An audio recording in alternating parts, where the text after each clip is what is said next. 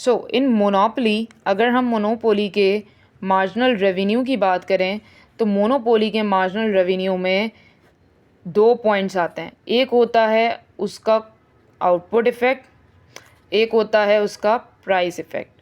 अगर हम output effect की बात कर रहे हैं, सो आउटपुट इफ़ेक्ट से इसके क्वांटिटी को इंक्रीज़ करने से रेवेन्यू इंक्रीज़ होगा, जबकि प्राइस इफ़ेक्ट कहता है कि प्राइस को डिक्रीज़ करने से रेवेन्यू डिक्रीज़ होगा।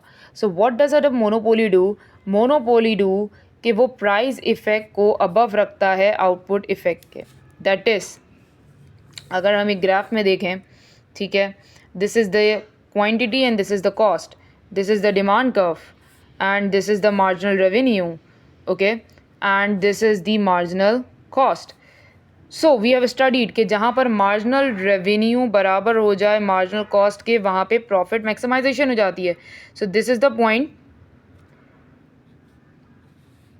So the monopolist produces this amount of quantity in order to take this price, ठीक है, तो यहाँ पर उसका प्रॉफिट जो है वो मैक्सिमाइज होता है।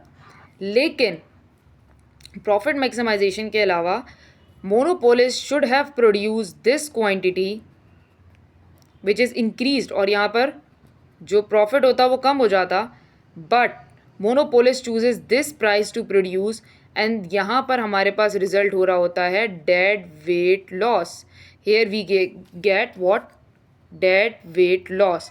तो मोनोपोलिस्ट के इस रीज़न की वजह से यहाँ पर जो है वो एक डेड वेट लॉस जो है वो रिज़ल्ट हो रहा होता है।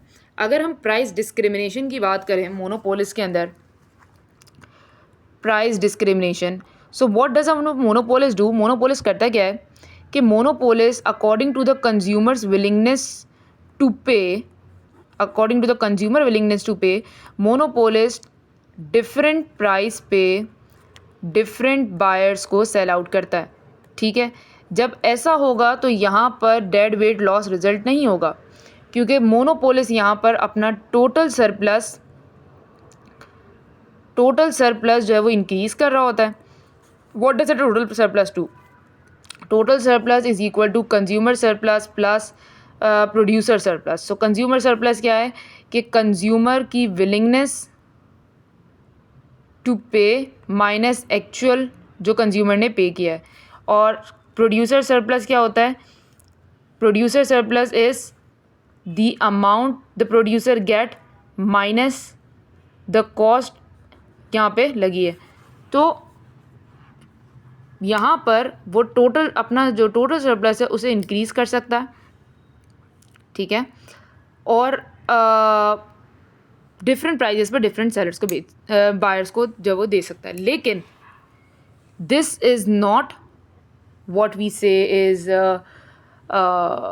अगर यहाँ पर हम रख लें इस कंडीशन को तो डेड वेट लॉस भी नहीं होगा, and this condition is not 100% true, क्योंकि आपको नहीं पता होता कि कौन से कस्टमर की क्या विलिंगनेस है पे करने की, और कस्टमर आपको नहीं बताता कि कस्टमर